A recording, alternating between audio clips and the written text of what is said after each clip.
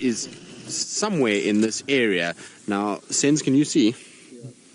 So Senzo can see what we are looking at. Now, I'm just trying to work out the best possible... There we go. Actually, we just stay right where we are. But just coming through here, there should be a view of a very pretty animal that, well, you all know is my absolute favorite. So that should give it away.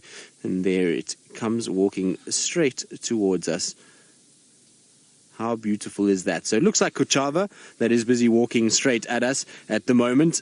I think it's her. Yes, it looks like her. So she's moving around. She is heading north, so our time in the sighting is probably not going to be very much at all, but at least we have managed to see her. I think it's her. Like I said, she's kind of moving around quite quickly and stopping and listening and looking, and so I'm not sure if she knows even where she wants to go. But at least it's a spotted cat, and it's always a great way to start our day. She looks quite full as well, which means that hopefully she's had a little meal. You can see not 100% convinced by the vehicles that are moving around behind her, but how cool is that to see her? She's a pretty cat, that's for sure, and it's always nice to catch up with any spotted cat, but the females is always good as well. And I wonder where little Tumba is, because the two of them seem to hang around quite often together, so I'm quite surprised that he's not been seen around wherever she is as well at the moment. But let's just try and get around and see if we can get a view of where she's going. She seems to be trotting down towards the drainage line, which is a very difficult place to negotiate. Careful, there's a big stump there, so we don't want to hit that. But she seems to be heading down into a drainage section. Now that, like I say, is not a place that is easier. Hopefully we'll keep our signal and our reception as she drops down inside there, because it seems as though she's going to go into the riverbed itself. Whether she's going to go north, I'm not quite sure. I'm just going to try and get down towards us, so you can see her just moving through the thicket, and I'm hoping that she's going to come and lie down somewhere in the sandbank. She seems as though she's moving quite fast, but hopefully she's going to get to a situation where she will sit down somewhere in this area.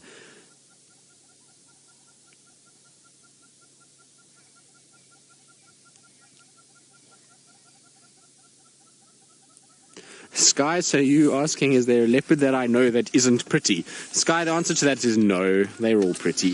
In fact, actually, I lie. There was once a leopard that I saw in the Kruger Park region that was probably not the prettiest leopard I've ever seen. In fact, it looked more like a dog. It was not pretty at all. It had tatty ears. It was a little old.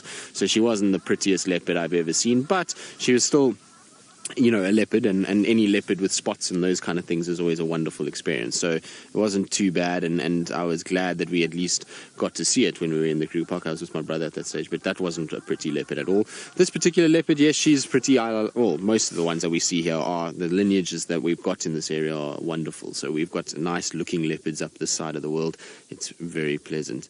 Now, unfortunately, our view is going to be obscured completely at this stage, so I'm hoping she doesn't go around the back, because we're then in a situation where we can't see at all. But anyway, she's messing around in the little thicket there, where she's sniffing and smelling and kind of looking up into the trees. So I don't know if she's maybe picked up a sign of maybe some sort of food item, either that or maybe she does have some sort of foods in this section. But she looks as though she's going to go around the back of that vehicle, which is not really ideal for us. I was hoping that she would go the other way.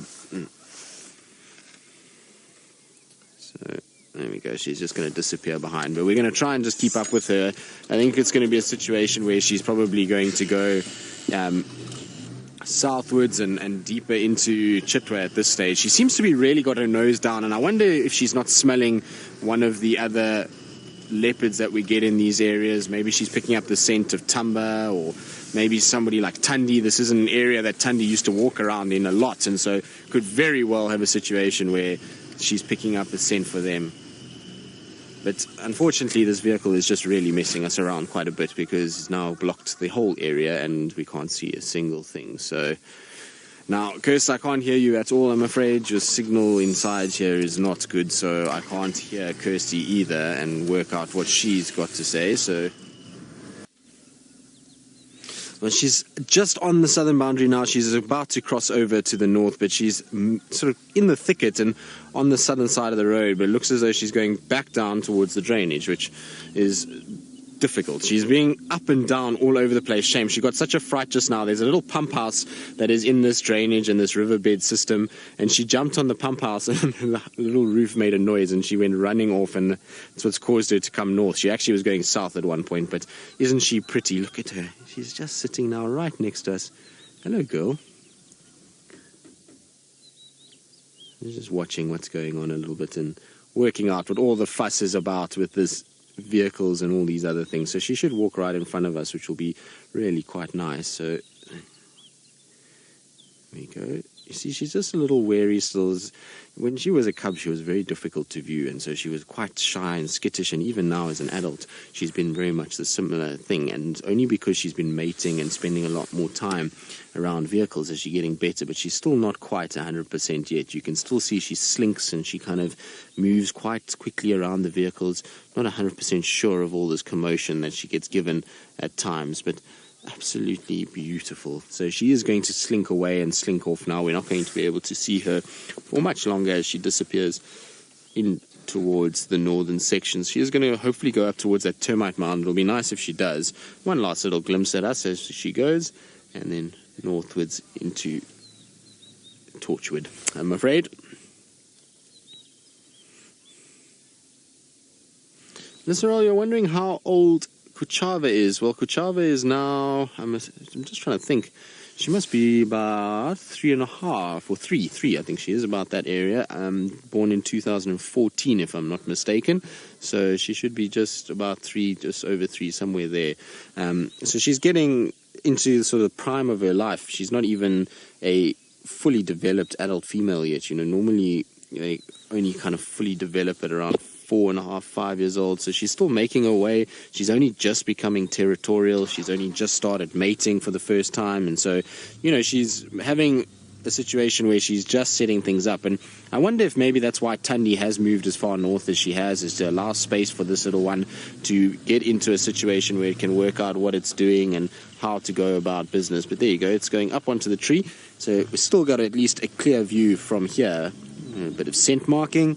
So that's a clear indication that she sees this as her place and not Tundi's. So when you see a leopard doing that and lifting their tail and scent marking on trees, it's a very, very good indication of just how they see themselves within this area. She believes that this is her territory, it's nobody else's, and that's why she's spending time around here, marking, setting up her territory a lot better. And it's going to be interesting to see if Tundi just vanquishes this area. So far it seems that way. Tundi spends very little time anywhere near this section these days. She spends most of her time further north of us at the moment. I'm just going to roll back a little bit and just let Senzo have a bit of a better view, because ultimately where we were was not ideal. There we go. In the lens, something in the lens. Oh, yes, that's not ideal. Let's get rid of that. I need some sort of sticky object because it is a wasp, and I'm not going to get rid of a wasp with my bare hands. Let's see if we can use that maybe. There we go. Perfect. So, proper photobomb, as Kirsty said. So we're back to our leopard, and no more wasp that we want. Well, we don't really want a wasp at all in the car because I don't feel like being stung by one, to be honest.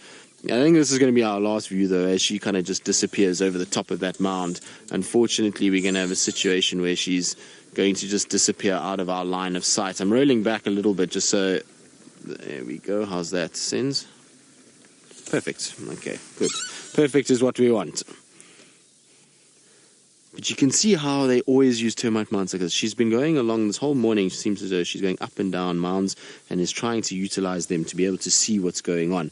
I'm not 100% sure she's going to kind of move off this mound. Sometimes what you'll find with leopards is they go up, they look around, and then they decide just to sit down. So it's worth us being patient and sitting here for a while. You never know. Maybe we get lucky and she decides just to lie down. Although she's looking up in all the trees as though she's got...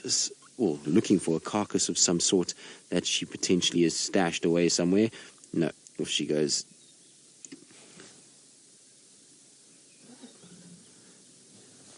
Chitty Chatty Meg, you're wondering if moms give up some of their territory to their daughters. Well, that's the usual situation.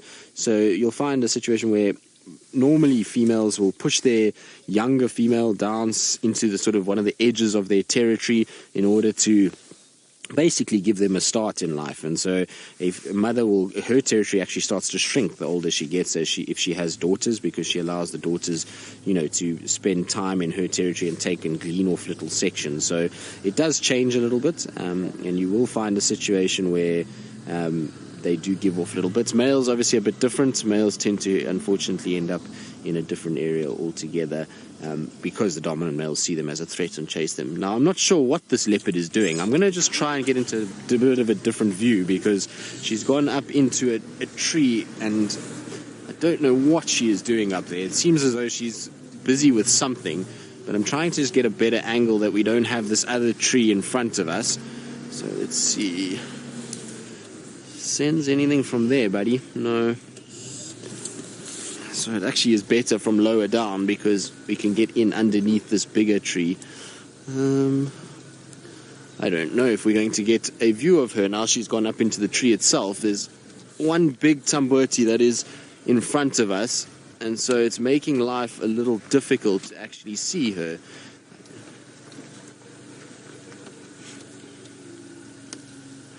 Right, now I'm going to try and see if I can figure out a way to get a better visual of this leopard and see what she gets up to. And while we do that, let's go across to Brent Leo Smith, who, well, I'm not sure if he's 50, 60, 70, 80 or 100% live.